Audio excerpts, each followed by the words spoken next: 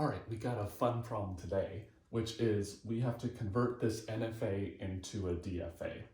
So I get this question all the time from students. How do you actually convert an NFA to a DFA?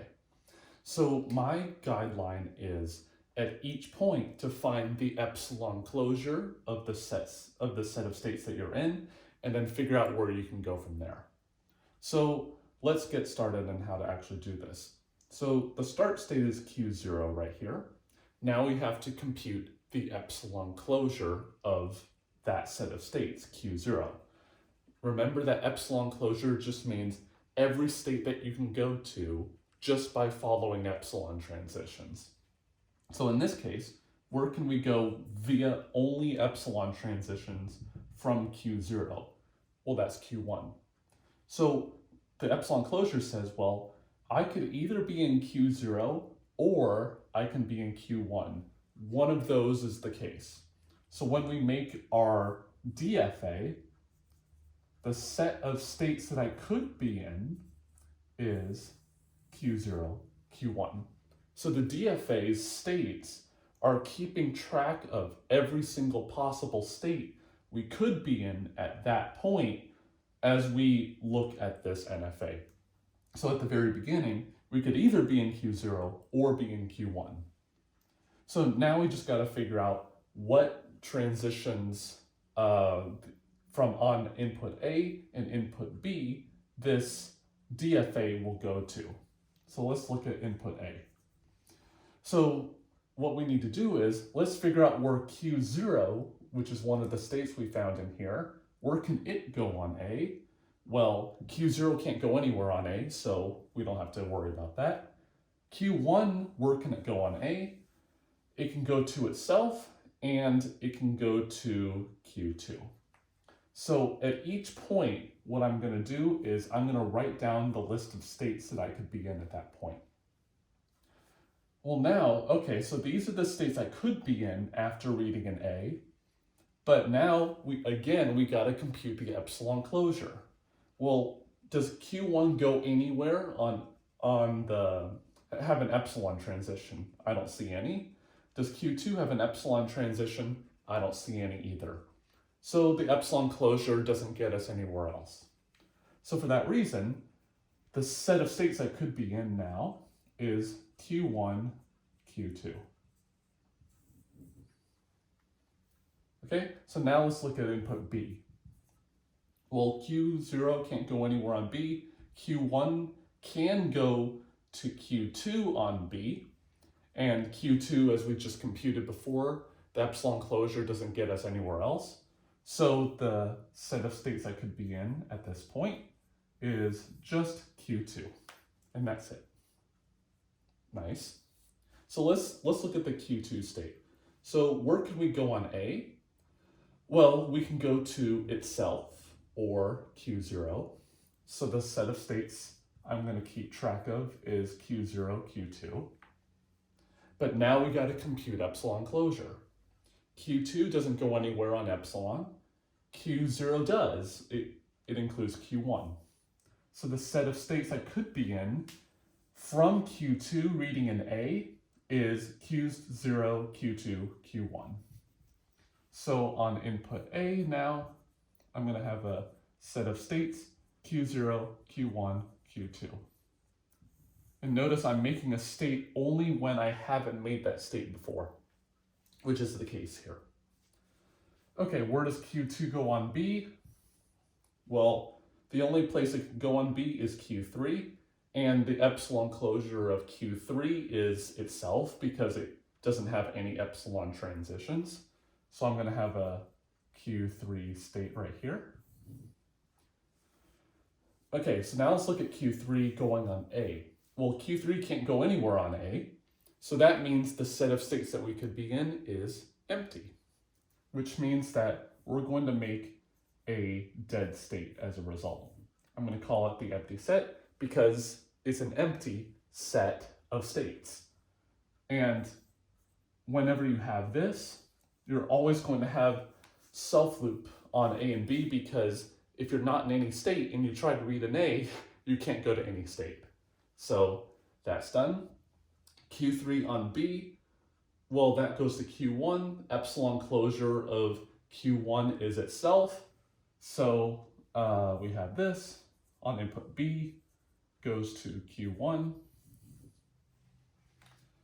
And then we don't have that state yet. So let's look at input A from Q1. So on input Q1, from state Q1 on input A, we can go to itself or Q2. But we already have that state already. So I'm going to go to here on input A. On input B from here, I can only go to Q2, and we already have that state. So notice that these two states are going to do the same things because the only thing that Q0 can do is an epsilon transition. Okay, so we handled Q2, A and B, we handled everything in here, so that's good.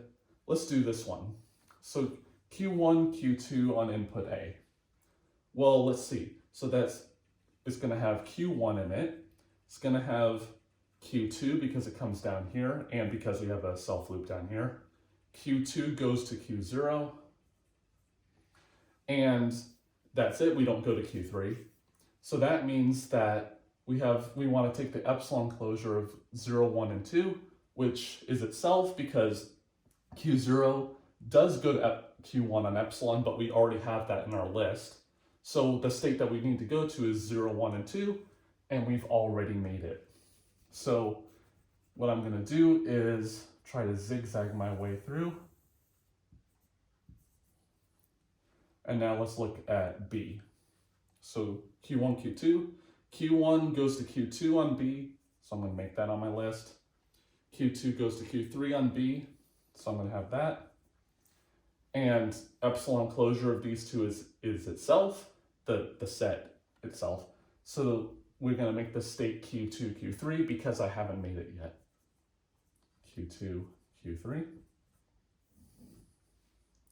Let's see, Q2, Q3. Where can we go on B? Well, Q3 can go to Q1. Q2 can go to Q3. And I don't have that state yet, so I'm going to make that one.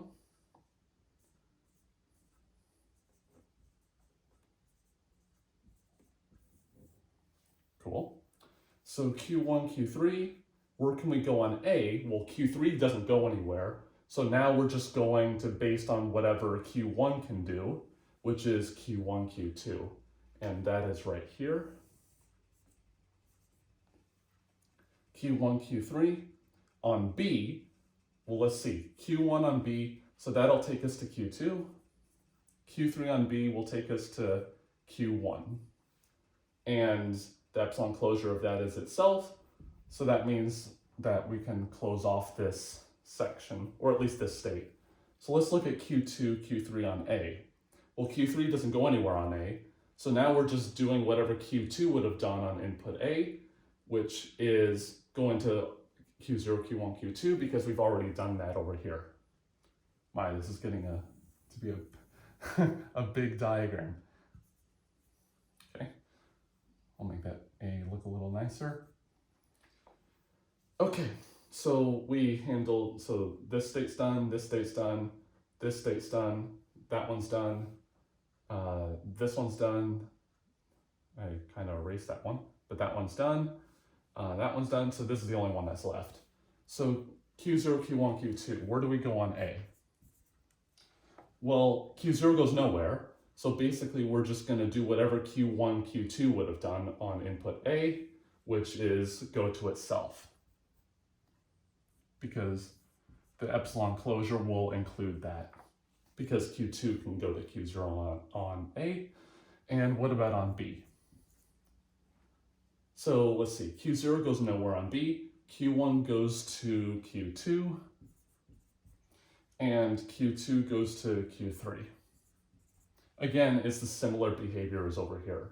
So we're going to come down all the way to this other state.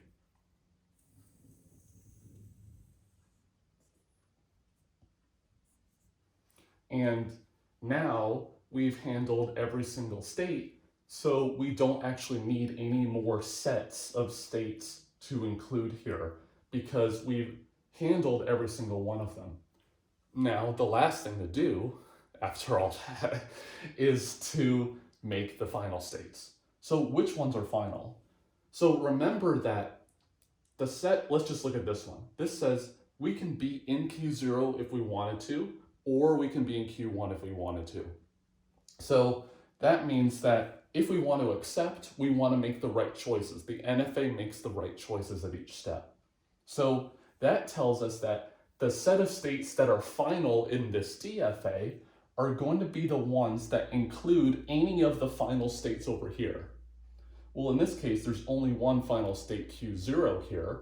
So in the DFA over here, all of the states that include Q0 are the ones that are going to be final. So this one's not final because it doesn't have Q0 in it. This one, no Q0, no Q0. This one does have Q0 in it. So I'm going to make that final. No Q0, no Q0. That's not Q0 because it's empty. This has no Q0. This one does have Q0 in it. So now we have successfully made a DFA. So always remember, at the start, you find the epsilon closure of the start state. And then once you find that, whatever state that is, figure out where you can go on all of the inputs. Then you make those states and find the epsilon closures of those and repeat as long as you have some unfilled transition here. Once we filled out every single transition of every state in this machine, we were done and we didn't have to do any more. So what I would recommend is have a computer do this. Don't do it by hand, but this is how you actually convert any NFA into a DFA.